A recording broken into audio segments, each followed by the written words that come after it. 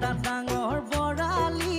গোটেই গাঁৱত বিলাই দিম ৰঙা ফটকা ফুটাই দিম ঐ গোটেই গাঁৱত কাগজ কাগজ কৰি দিম বোলো গোটেই গাঁৱত কাগজ কাগজ